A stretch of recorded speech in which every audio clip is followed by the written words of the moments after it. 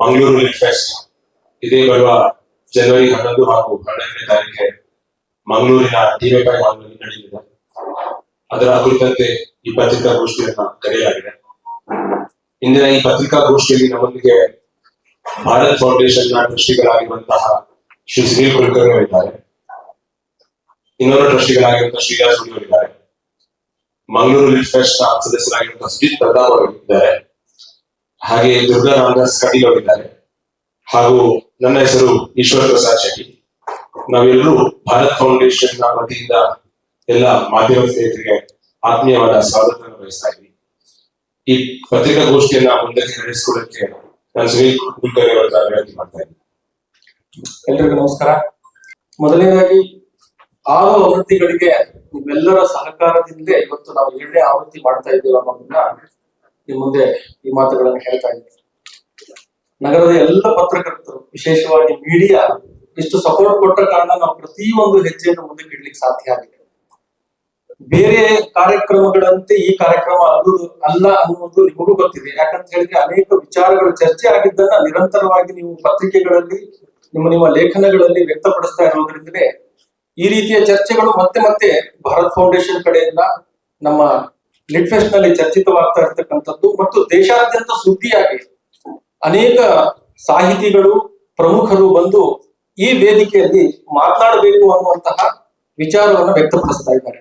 ಹಾಗಾಗಿ ಮೊದಲನೇದಾಗಿ ಎಲ್ಲ ಪತ್ರಕರ್ತರ ಬಂಧುಗಳಿಗೆ, ಮೀಡಿಯಾ ಹೌಸ್ಗಳಿಗೆ ಭಾರತ್ ಫೌಂಡೇಶನ್ ಮತ್ತು ಇಡೀ ತಂಡದ ಪರವಾಗಿ ನಾನು ಧನ್ಯವಾದಗಳನ್ನು ಸಮರ್ಪಣೆ ಮಾಡ್ತಾ ಇದ್ದೇನೆ.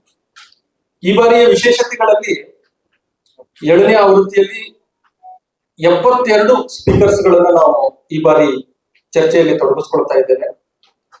ಹಾಗೇನೆ 2 ಆರ್ಟಿಸ್ಟ್ಗಳು, ಉದಯರಾಗ ಅಂತ 2 ಆರ್ಟಿಸ್ಟ್ಗಳು ಉದಯರಾಗದ ಮುಖಾಂತರ ನಿಮ್ಮನ್ನೆಲ್ಲ ಸ್ವಾಗತ ಮಾಡ್ಲಿಕ್ಕಿದ್ದಾರೆ.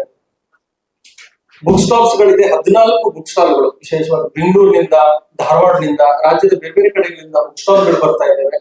ಸಾಹಿತಿಗಳು ಬಂದು ಮಾತನಾಡುವುದು, ಅವರ ಪುಸ್ತಕಗಳನ್ನ ಮಾರಾಟಕ್ಕೆ ಅಲ್ಲಿ ಲಭ್ಯವಾಗಿರ್ತಕ್ಕಂಥದ್ದು. ತುಳುನಾಡು ಆದ ಕಾರಣ ತುಳು ಲಿಪಿಯ ಬಗ್ಗೆ ನಾವು ಪ್ರತಿ ವರ್ಷವೂ ಒಂದಲ್ಲ ಒಂದು ಸೆಷನ್ಸ್ ಇಟ್ಕೊಳ್ತೇವೆ. ಅದರ ಜೊತೆಗೆ ತುಳು ಲಿಪಿಯನ್ನ ಬಂದಂತವರಿಗೆ ಅಭ್ಯಾಸ ಮಾಡಿಸ್ಬೇಕು. ಕೊನೆ ಪಕ್ಷ ಆದ್ರೂ ಅವರ ಹೆಸರನ್ನಾದ್ರೂ ತುಳು ಲಿಪಿಯಲ್ಲಿ ಬರೆಯುವುದನ್ನ ಅವರು ಪ್ರಾಕ್ಟೀಸ್ ಮಾಡಬೇಕು ಅನ್ನುವಂತಹ ಯೋಜನೆ ಅಡಿಯಲ್ಲಿ ತುಳು ಲಿಪಿಯ ಅಭ್ಯಾಸ ಮಾಡುವಂತಹ ಒಂದು ವರ್ಕ್ಶಾಪ್ ಕೂಡ 2 ದಿನಗಳ ಕಾಲ ನಡೀಲಿಕ್ಕಿದೆ.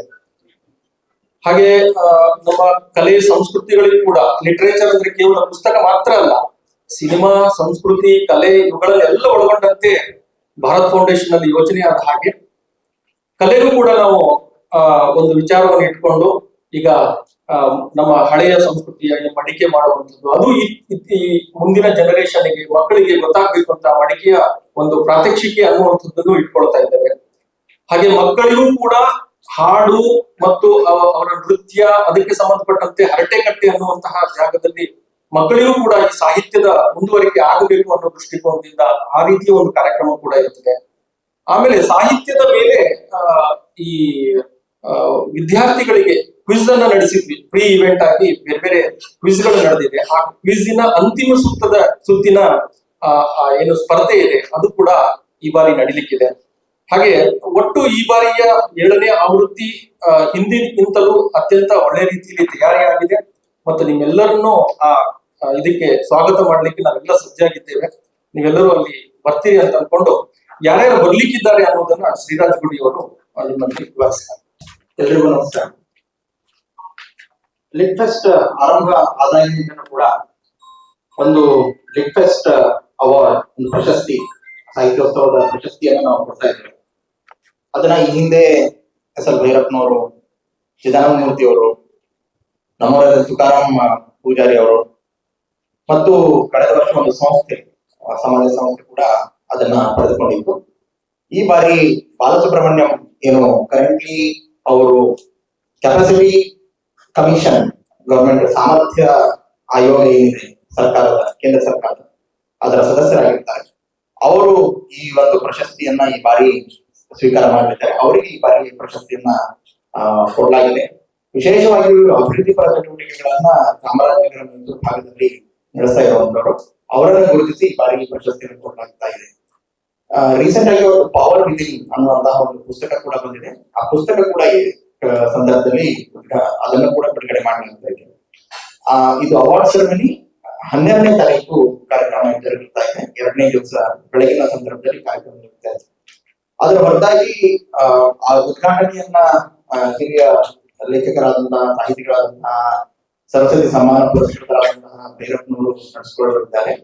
ಅದಲ್ಲದೆ ಕೇಂದ್ರ ಸಚಿವರಾದಂತಹ ಶ್ರೀ ಹರ್ದೀಪ್ ಸಿಂಗ್ ಪುರಿ ಅವರು ಹಾಗೂ ಹಿಂದೆ ರಿಸರ್ಚ್ ಅಂಡ್ ಅನಾಲಿಸಿಸ್ ಮುಖ್ಯಸ್ಥರಾಗಿದ್ದಂತಹ ವಿಕ್ರಮ್ ಸೂದ್ ಅವರು ಹಾಗೂ ಭಾರತದ ಪ್ರಮುಖ ರಾಜತಾಂತ್ರಿಕರಲ್ಲಿ ಒಬ್ಬರಾದಂತಹ ಶ್ರೀ ದಿಲೀಪ್ ಸಿನ್ಹಾ ಅವರು ಮತ್ತು ನಮ್ಮ ಮಾಜಿ IPS ಆಫೀಸರ್ ಆಗಿರುವಂತಹ ಅಣ್ಣಾಮಲೈ ಅವರು, ಶತಾವಧಾನಿ ಆರ್ಕಣೆ, ಇತಿಹಾಸ ಲೇಖಕರಾದಂತಹ ವಿಕ್ರಮ್ ಸಂಪತ್, ಜವಾಹರ್ಲಾಲ್ ನೆಹರು ವಿಶ್ವವಿದ್ಯಾಲಯದ ಕುಲಪತಿಗಳಾಗಿರುವಂತಹ ಶಾಂತಿ ಶ್ರೀಪಂಡಿ, ಹೀಗೆ ಸುಮಾರಷ್ಟು ಜನ ಲೇಖಕರು ಬಂದಿದ್ದಾರೆ. ತಮ್ಮೆಲ್ಲರಿಗೂ ಕೂಡ ಬರೋರಿದ್ದಾರೆ. ಅವರಿಗೆಲ್ಲರೂ ಕೂಡ ನಾನು ತಮ್ಮ ಈಗ ಆಲ್ರೆಡಿ ಈ ಒಂದು ಡೀಟೇಲ್ಸ್ ಅನ್ನ ತಮ್ಮ ಜೊತೆ ಶೇರ್ ಮಾಡಲಾಗಿದೆ. ಹೀಗಾಗಿ ಇದು ಒಂದು ಈ ರೀತಿಯ ವಿಶೇಷತೆ. 14 ಪುಸ್ತಕಗಳು ಈ ಬಾರಿ ಲಾಂಚ್ ಆಗ್ತಾ ಇದೆ. 14 ಇದರಲ್ಲಿ 6 ಪುಸ್ತಕಗಳು ಇಂಗ್ಲಿಷಿನದ್ದು ಮತ್ತು 8 ಪುಸ್ತಕಗಳು ಕನ್ನಡದ್ದು. ಸೊ ಒಟ್ಟು 14 ಪುಸ್ತಕಗಳು ಈ ಒಂದು 2 ದಿನದ ಕಾರ್ಯಕ್ರಮದಲ್ಲಿ ಬಿಡುಗಡೆಗೊಳ್ತಾ ಇವೆ. ಅವುಗಳ ಬಗ್ಗೆ ಚರ್ಚೆ ಕೂಡ ಆಗ್ಲಿಕ್ಕಿದೆ. ಇದರಲ್ಲಿ ಅವುಗಳ ಲೇಖಕರು ಕೂಡ ಅಲ್ಲಿ ಲಭ್ಯರಿರುವಂತವ್ರಿದ್ದಾರೆ. ಇನ್ನೊಂದು ಅತ್ಯಂತ ಪ್ರಮುಖವಾಗಿ ನಾವು ಹೇಳ್ಬೇಕಾಗಿರುವಂತಂದ್ರೆ, ಬೇರೆ ಗೆ ಹೊರತುಪಡಿಸಿ ಪ್ರತಿ ವರ್ಷವೂ ಒಂದು ಪ್ರಯೋಗಾತ್ಮಕ ಸೆಷನ್ ಗಳನ್ನ ನಾವು ನಡೆಸ್ತಾ ಇದ್ದೇವೆ. ಈ ಬಾರಿಯ ಒಂದು ಹೊಸ ಪ್ರಯೋಗ ಅಂತಂದ್ರೆ ಅಂದ್ರೆ ಇರುವಂತಹ ಬ್ಲೈಂಡ್ಸ್ ಏನಿದ್ದಾರೆ ಅವರಿಗೆ ವಿಶೇಷವಾಗಿ ಒಂದು ಸೆಷನ್ ಅನ್ನ, ಈಗ ಸಾಹಿತ್ಯ ಅನ್ನುವಂಥದ್ದು, ಓದುವಿಕೆ ಅನ್ನುವಂಥದ್ದು, ಕ್ರಿಯೇಟಿವ್ ರೈಟಿಂಗ್ ಅನ್ನುವಂಥದ್ದು ಕಣ್ಣು ಕೈ ಕಾಲು ಎಲ್ಲಾ ಅಂಗಗಳು ಸರಿ ಇದ್ದವರೇ ಕೂಡ ಮಾಡಬಹುದಾ ಅನ್ನುವಂಥದ್ದು ಪ್ರಶ್ನೆ ಬರುತ್ತೆ.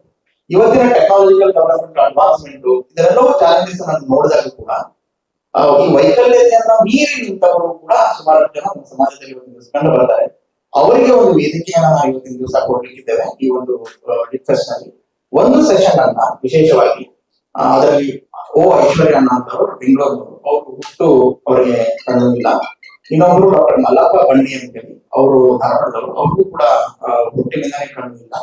ಅವರಿಬ್ಬರು ಕೂಡ ಬರ್ತಾ ಇದ್ದಾರೆ. ಅವ್ರಿಗೂ ಕೂಡ ಒಂದು ವೇದಿಕೆ ಅಂದ್ರೆ ಅವರನ್ನೇ ಒಂದು ಸೆಷನ್ ಅನ್ನ ಅವರಲ್ಲಿ ಕ್ರಿಯೇಟಿವಿಟಿಗೆ ಯಾವ ರೀತಿಯಾಗಿ ಅವಕಾಶ ಇದೆ ಅನ್ನುವಂಥದ್ದನ್ನು ಇದೊಂದು ಹೊಸ ಪ್ರಯೋಗವನ್ನ ಇಲ್ಲಿ ಮಾಡಲಾಗಿದೆ.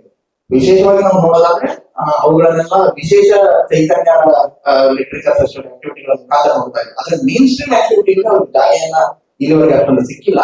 ಹೀಗಾಗಿ ಆ ಜಾಗೆಯನ್ನು ಕೊಡುವಂತಹ ಮೇನ್ ಸ್ಟ್ರೀಮ್ ನಲ್ಲಿ ಜಾಗೆಯನ್ನು ಕೊಡುವಂತಹ ಪ್ರಯತ್ನವನ್ನ ಈ ಬಾರಿ ವಿಶೇಷವಾಗಿ ನಮ್ಮ ಮಂಗಳೂರು ಲಿಟ್ರೇಚರ್ ಫೆಸ್ಟಿವಲ್ ಅದನ್ನ ಮಾಡಲಾಗ್ತಾ ಇದೆ.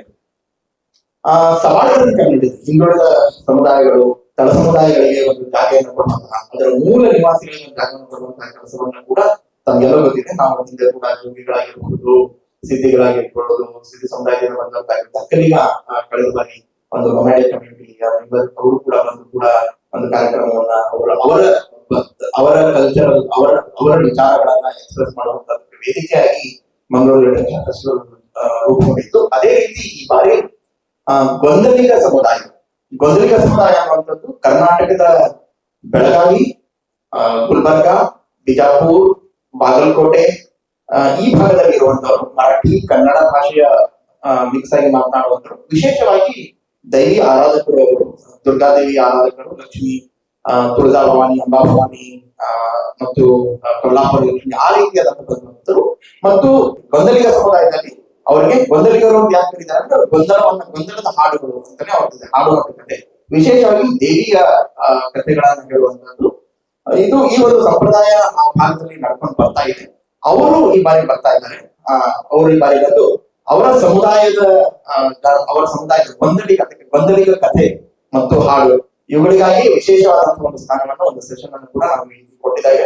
ಹೀಗಾಗಿ ಅವರನ್ನು ಕೂಡ ಒಂದು ಮುಖ್ಯವಾಹಿನಿಯಲ್ಲಿ ಪ್ರಾಕ್ಟೀಸ್ ಮಾಡ್ತಾರೆ. ಇವ್ರು ಯಾರು ಅಂದ್ರೆ ಆರ್ಟಿಸ್ಟ್ ಅಲ್ಲ, ಇವರು ದೇರ್ ಆಲ್ ಪ್ರಾಕ್ಟಿಷನರ್ಸ್. ಅದನ್ನ ಇನ್ಕಲ್ಕೇಟ್ ಮಾಡ್ಕೊಂಡು ಇರುವಂತದ್ದು, ಅದನ್ನೇ ಜೀವನೋಪಾಯ ಮಾಡ್ಕೊಂಡು ಅವರನ್ನ ಒಂದು ವೇದಿಕೆ ಆಗಿ ಕೊಡುವಂತದ್ದು ಇವತ್ತಿನ ದಿವಸ ಕಂಡು ಬರ್ತಾ ಇದೆ.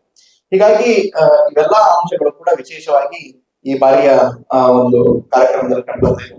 ತಮ್ಮೆಲ್ಲರಿಗೂ ಕೂಡ ಮತ್ತೊಮ್ಮೆ ಇದಕ್ಕೆ ಸ್ವಾಗತವನ್ನು ಬಯಸ್ತೇನೆ. ಹೇಳ್ತೇನೆ ಪುಸ್ತಕಗಳು ಕನ್ನಡೋತ್ಸವ, ಬೊಗಸೆಯಲ್ಲಿ ವಿಶ್ವ ಮತ್ತು ಚಾಣಕ್ಯ, ಈ 3 ಪುಸ್ತಕ ಸತೇಶ್ ಬೆಳ್ಳೂರು ಅವರು ಬರೆದಿರುವಂತದ್ದು. Thank you Gurudatt. ವಿಶೇಷವಾಗಿ ಗುರುದತ್ ಅವರು ಇದೇ ಭಾಗದವರು. ಅವರ ತಂದೆ ತಾಯಿ ಮಂಗಳೂರಿನವರು, ಗುರುದತ್ ಹುಟ್ಟಿರುವಂತದ್ದು ಬೆಂಗಳೂರಲ್ಲಿ. ಗುರುದತ್ ಅವರ ಚಲನಚಿತ್ರ ನಟ ಗುರುದತ್ ಅವರ 100ನೇ ವರ್ಷ. ಹೀಗಾಗಿ ಥ್ಯಾಂಕ್ ಯು ಗುರುದತ್ ಅನ್ನುವಂತ ಒಂದು ಪುಸ್ತಕ ಬಂದಿದೆ ಈ ಭಾಗದವರಾಗಿರೋದ್ರಿಂದ. ಥ್ಯಾಂಕ್ ಯು ಗುರುದತ್ ಪುಸ್ತಕ, ಅದನ್ನ ಲತಾ ಜಗತ್ಯಾನಿ ಅವರು ಬರೆದಿರುವಂತದ್ದು, ಅದು ಕೂಡ ಬಿಡುಗಡೆ ಆಗಲಿಕ್ಕಿದೆ. ಬೆಳಕು ಒಂದು ಇಳೆಗೆ ಬಂದು ಅನ್ನುವಂಥದ್ದು, ಇದು ಪ್ರಕಾಶ್ ಮಲ್ಪೆ ಅವರು, ಉಡುಪಿಯವರು, ಅವರು ಬರೆದಿರುವಂತಹ ಒಂದು ಪುಸ್ತಕ. ಸಂದು ಹೋದ ಸಾತ್ವಿಕರು, ಡಾಕ್ಟರ್ ವಿಶ್ವಾಸ್ ಅವರು ಬರೆದಿರುವಂತಹ ಒಂದು ಪುಸ್ತಕ. ಛತ್ರಪತಿ ಶಿವಾಜಿ, ಗುರುಪ್ರಸಾದ್ ಭಟ್ ಅವರು ಬರೆದಿರುವಂತದ್ದು. ಸಿನಿಮೀಯ ಸಿನಿಕೀಯ ಅನ್ನುವಂಥದ್ದು, ವಿಶೇಷವಾಗಿ ಸಿನಿಮಾ ವಲಯವನ್ನ ವಿಶೇಷ ದೃಷ್ಟಿಯಿಂದ ನೋಡುವಂತದ್ದು, ಆ ರೀತಿ ಒಂದು ಪ್ರಯತ್ನವನ್ನು ನಡೆದಿದೆ. ಅದು ಅರುಣ್ ಭಾರದ್ವಾಜ್ ಅವರು ಬರೆದಿರುವಂತಹ ಪುಸ್ತಕ. ನಾಗರೋತಾ ಅಂಡರ್ ಸೀಸ್ ಅನ್ನುವಂತಹ ಒಂದು ಪುಸ್ತಕ, ಅದನ್ನು ಭಾವನಾ ಅರೋರಾ ಅವರು ಬರೆದಿರುವಂತದ್ದು. Women, gender and society in India ಅಂತ ಹೇಳಿ, ಅದನ್ನ ನೈನಾ ಸಹಸ್ರಬುದ್ಧೆ ಮತ್ತು ಡಾಕ್ಟರ್ ವರದಾ ಸ್ಯಾಂಬಸ್ ಅವರು ಬರೆದಿರುವಂತಹ ಒಂದು ಪುಸ್ತಕ. Power within, doctor R Balasubramaniam ಅವರು, ನಮ್ಮ ಪ್ರಶಸ್ತಿ ಪುರಸ್ಕೃತರು, ಅವರು ಬರೆದಿರುವಂತಹ ಒಂದು ಪುಸ್ತಕ. ಅಂಡ್ ಮ್ಯೂಸಿಕ್ ಲೀವ್ಸ್ ಆನ್, ಇದು ಮಾಣಿಕ್ ಪ್ರೇಮ್ಚಂದ್ ಅವರು ಬರೆದಿರುವಂತಹ ಹಿಂದಿ ಮ್ಯೂಸಿಕ್ ಸಂಗೀತದ ಬಗ್ಗೆ, ಸಿನಿಮಾ ಸಂಗೀತದ ಬಗ್ಗೆ ಬರೆದಿರುವಂತಹ ಒಂದು ಪುಸ್ತಕ ಇದೆ. ಇದು ಮಾಗಧ, ಇದು ಸಹನಾ ವಿಜಯ್ ಕುಮಾರ್ ಅವರು ಬರೆದಿರುವಂತಹದ್ದು. Tipu Sultan the saga of Mysore, ಇದು ಬರೆದಿರುವಂತದ್ದು ವಿಕ್ರಮ್ ಸಂಪತ್, ಅದು ಕೂಡ ಇದರಲ್ಲಿ ಬಿಡುಗಡೆ ಆಗಿರುವಂತ. ಒಟ್ಟು 14 ಪುಸ್ತಕಗಳು ಇದರಲ್ಲಿ ಬಿಡುಗಡೆ ಆಗಲಿಕ್ಕೆ. ಇದರ ಜೊತೆಗೆ 2 ವಿಷಯಗಳನ್ನು ಉಲ್ಲೇಖ ಮಾಡಬೇಕು. ಒಂದು, ತುಳುನಾಡಾದ ಕಾರಣ ತುಳು ಸಾಹಿತ್ಯ, ಅದರ ಆಳ, ಅಗಲ ಮತ್ತು ಅವಕಾಶಗಳು ಏನೇನಿದೆ ಅದರ ಬಗ್ಗೆ ಆವಿಷ್ಕಾರಗಳು, ಅದರ ಮೇಲೆ ಡಾಕ್ಟರ್ ತುಕಾರಾಮ್ ಪೂಜಾರಿ ಅವರು ಮತ್ತು ಅಡ್ವೊಕೇಟ್ ಶಿಶಿರಾಜ್ ಕಾವೂರ್ ಅವರ ಮಧ್ಯದಲ್ಲಿ ಈ ವಿಚಾರ ಮಂಡನೆ ಆಗ್ಲಿಕ್ಕಿದೆ. ಅದರ ಜೊತೆಗೆ ಇದು ಪ್ರಥಮ ಬಾರಿ ಅಂತ ಹೇಳ್ಬೋದು. ಲಿಟ್ ಫೆಸ್ಟ್ ಅಲ್ಲಿ ಇಡೀ ಸಂಸ್ಕೃತಕ್ಕೆ ಡೆಡಿಕೇಟೆಡ್ ಆಗಿ ಒಂದು ಸೆಷನ್ ಇರುತ್ತೆ. ಸಂಪೂರ್ಣವಾಗಿ ಸಂಸ್ಕೃತದಲ್ಲೇ ಆ ಸೆಷನ್ ನಡೆಯುತ್ತೆ. ಅಲ್ಲಿಯ ಡಿಸ್ಕಷನ್ ಇರಬಹುದು, ಸಾಧ್ಯ ಆದ್ರೆ ಸಭಿಕರಿಂದಲೂ ಸಂಸ್ಕೃತದಲ್ಲಿಯೇ ಆ ಪ್ರಶ್ನೆಗಳನ್ನು ಕೇಳುವಂತಹ ಪ್ರಯತ್ನವೂ ನಡೆಯುತ್ತೆ. ಅಂತೂ ಸಂಸ್ಕೃತಕ್ಕಾಗಿ ಈ ಒಂದು ಸೆಷನ್ ಅನ್ನ ನಾವು ಡೆಡಿಕೇಟೆಡ್ ಆಗಿ ಇಡ್ತಾ ಇದ್ದೇವೆ. ಅದು ಕೂಡ ಒಂದು ಹೊಸ ಪ್ರಯೋಗಗಳನ್ನ ಇದರಲ್ಲಿ ಮಾಡ್ತಾ ಇದ್ದೇವೆ. Yeah, definitely, they are all available. So in the even in the bookstore and they are all available, and whomever wants can we have that space. Definitely ಎಲ್ಲವೂ ಕ್ವಶನ್ಗಳು ಬರಬಹುದು ಇದರಲ್ಲಿ. ಬಾಂಗ್ಲಾದೇಶದ ಪ್ರಸಕ್ತ ಸ್ಥಿತಿಗಳಿಗಿಂತಲೂ ಕೂಡ ನೀವು ನಮ್ಮ ಕಳೆದ ವರ್ಷದ ಸೆಷನ್ ಅನ್ನು ನೋಡಿದ್ರೆ, ಬಾಂಗ್ಲಾದೇಶವನ್ನು ವಿಸ್ತೃತವಾಗಿ ನಾವು ಕಳೆದ ಒಂದು ಇದರಲ್ಲೂ ಕೂಡ ಚರ್ಚೆ ಮಾಡಿರುವಂತದ್ದಿದೆ. ಹಿಮಾಲಯನ್ ಜಿಯೋಪಾಲಿಟಿಕ್ಸ್ ಅನ್ನುವಂಥದ್ದು ಎಕ್ಸ್ಟೆಂಡೆಡ್, ಎಲ್ಲಿ ನಮ್ಮ ಕಾಶ್ಮೀರದಿಂದ ಆರಂಭ ಮಾಡಿಕೊಂಡು ಕೆಳಗೆ ನಾರ್ತ್ ಈಸ್ಟ್ ಬಂದು ಪೂರ್ತಿ ಗಂಗೆಸ್ ಬೆಲ್ಟ್ ಅನ್ನ ಕವರ್ ಮಾಡಿಕೊಂಡು ಇರುವಂತದ್ದು. ಇದರಲ್ಲಿ ಖಂಡಿತವಾಗಿಯೂ ಕೂಡ ಈ ರೀತಿಯಾದಂತಹ ಡೀಪ್ ಇದನ್ನ ಡಿಸ್ಕಸ್ ಮಾಡಲಿಕ್ಕೆ ಅವಕಾಶ ಇದೆ. ಮತ್ತು ಒಂದು, ವಿಕ್ರಮ್ ಸೂಡ್ ಅವರು ಕೂಡ ನರೇಟಿವ್ಸ್ ಬಗ್ಗೆ ಮಾತನಾಡೋರಿದ್ದಾರೆ. ಹೀಗಾಗಿ ನರೇಟಿವ್ಸ್ ಅನ್ನುವಂಥದ್ದು ಕೂಡ ಇಂಟ್ರೆಸ್ಟಿಂಗ್ ಆಗಿರಬಹುದು. ನೀವು ನಿಮ್ಗೆ ಹೇಳೋದಾದ್ರೆ, ನಾನು ಹಿಮಾಲಯನ್ ಜಿಯೋಪಾಲಿಟಿಕ್ಸ್ ಸೆಷನ್ ಅನ್ನ ನೋಡಿದ್ರೆ, ಇದರಲ್ಲಿ ದಿಲೀಪ್ ಸಿನ್ಹಾ ಅವರು ಭಾರತದ ರಾಜತಾಂತ್ರಿಕರು ಮತ್ತು ಭಾರತಕ್ಕೆ ಯಾವಾಗ ವಿಶ್ವಸಂಸ್ಥೆಯ ನಾನ್ ಪರ್ಮನೆಂಟ್ ಮೆಂಬರ್ಶಿಪ್ ಇತ್ತು ಅವಾಗ ಭಾರತದ ಇದನ್ನ ಲೀಡ್ ಮಾಡಿರುವಂತರು. ಇವರಲ್ಲಿ ಕ್ಲೌಡ್ ಆರ್ಪಿ ಒಬ್ಬ ಫ್ರೆಂಚ್ ನ್ಯಾಷನಲ್, ಬಟ್ ಅವರು ಒಬ್ಬ ಎಕ್ಸ್ಪರ್ಟ್ ಆಗಿ ಕಂಡು ಬರುವಂತರು ನಮ್ಮ ಎಂಟೈರ್ ಜಿಯೋಪಾಲಿಟಿಕಲ್ ವಿಚಾರದಲ್ಲಿ, ಚೈನಾ ಸೇರಿದಂತೆ. ಇನ್ನ ಡ್ಯಾಂಗ್ಚುಕ್ ಚೌಧರಿ, ಇವರು ಒಬ್ಬ ಬುದ್ಧಿಸ್ಟ್ ಮಾಂಕ್, ಇವರು ಲಡಾಖ್ನಿಂದ ಹುಟ್ಟಿದವರಾಗಿರೋದು ಕೂಡ. ಆದ್ರೆ ಈಗ ಪ್ರಸ್ತುತ ಅವರು ಇರುವಂತದ್ದು ಬುದ್ಧಿಸ್ಟ್ ದೇಶಗಳ ಜೊತೆ ಇಂಟರ್ನ್ಯಾಷನಲ್ ಬುದ್ಧಿಸ್ಟ್ ಫೋರಂ ಅಂದ್ರೆ ಅದರ ವೈಸ್ ಪ್ರೆಸಿಡೆಂಟ್ ಆಗಿ ಕಾರ್ಯವನ್ನು ನಿರ್ವಹಿಸ್ತಾರೆ ದೇಶಗಳಲ್ಲಿ. ಹೀಗಾಗಿ ಬೇರೆ ಬೇರೆ ಪರ್ಸ್ಪೆಕ್ಟಿವ್ ನಾವು ತರಲಿಕ್ಕೆ ಇಲ್ಲಿ ಸೆಷನ್ಗಳಲ್ಲಿ ಅವಕಾಶ ಇದೆ. ಸಂಜೀವ್ ಸಾನ್ಯಾಲ್ ಕೂಡ ಬರ್ತಾ ಇದ್ದಾರೆ, ಪ್ರಧಾನಮಂತ್ರಿಗಳ ಆರ್ಥಿಕ ಸಲಹೆಗಾರರ ಸಮಿತಿಯ ಸದಸ್ಯರು. ಅವರು process reforms as public policy, ಅಲ್ಲಿ ಒಂದು ಕರೆಕ್ಷನ್ ಇದೆ, ಅದರಲ್ಲಿ ದಯವಿಟ್ಟು ತಾವು ನೋಟ್ ಮಾಡ್ಕೊಂಡ್ರೆ ದಯವಿಟ್ಟು ರಿಕ್ವೆಸ್ಟ್ ಮಾಡ್ತಾ ಇದ್ದೀನಿ ಕೂಡ. Day 1 3 PM ನಲ್ಲಿ ಇದೆ. ಸಂಜೀವ್ ಸಾನ್ಯಾಲ್ ಪ್ರಧಾನಮಂತ್ರಿಗಳ ಆರ್ಥಿಕ ಸಲಹೆಗಾರರ ಸಮಿತಿಯ ಸದಸ್ಯರಾಗಿರ್ತಾರೆ. Process reforms as public policy, ಸಾಹಿತ್ಯವನ್ನ ಮತ್ತು ಸಂಸ್ಕೃತಿಯನ್ನ, ಕಲೆಯನ್ನ, ಈ ನಾಡಿನ ಚಟುವಟಿಕೆಗಳನ್ನ ಕೂಡ ಪ್ರೆಸೆಂಟ್ ಮಾಡುತ್ತೆ. ನಾವು ಎಲ್ಲರ ಸಹಾಯ ಸಹಕಾರದಿಂದ ಇದನ್ನ ನಡೆಸ್ತಾ ಇದ್ದೇವೆ. ಸಂಜೀವ್ ಸಾನ್ಯಾಲ್ ಸೆಷನ್ ಅನ್ನ ಆಡಿ 1 ನಲ್ಲಿ 3 ಗಂಟೆಗೆ ಇದೆ. Process reforms as public policy. ಮತ್ತೊಮ್ಮೆ ತಮ್ಗೆಲ್ಲರಿಗೂ ಧನ್ಯವಾದ ಹೇಳೋದಕ್ಕಿಂತ ಮುಂಚೆ ಈ ಎಲ್ಲ ಸೆಷನ್ಗಳಲ್ಲಿ ತಾವು ಭಾಗವಹಿಸಬೇಕು. ಈ ಕಂಟೆಂಟ್ ಅನ್ನು ಹೆಚ್ಚು ಪತ್ರಿಕೆಗಳಲ್ಲಿ ಬರುವಂತೆ ಮಾಡಿ ಈ ವಿಚಾರಗಳನ್ನ ಏನ್ ಚರ್ಚಿತವಾಗುತ್ತೆ ಅದು ವರ್ಷವಿಡೀ ಮತ್ತೆ ಬೇರೆ ಬೇರೆ ಲೇಖನಗಳಲ್ಲಿ ಪ್ರಕಟವಾಗಬೇಕು ಅಂತ ಭಾರತ್ ಫೌಂಡೇಶನ್ ಮತ್ತು ಎಲ್ಲ ಸದಸ್ಯರ ಪರವಾಗಿ ತಮ್ಮೆಲ್ಲರಿಗೂ ಕೇಳ್ಕೊಳ್ತಾ ಇದ್ದೀನಿ.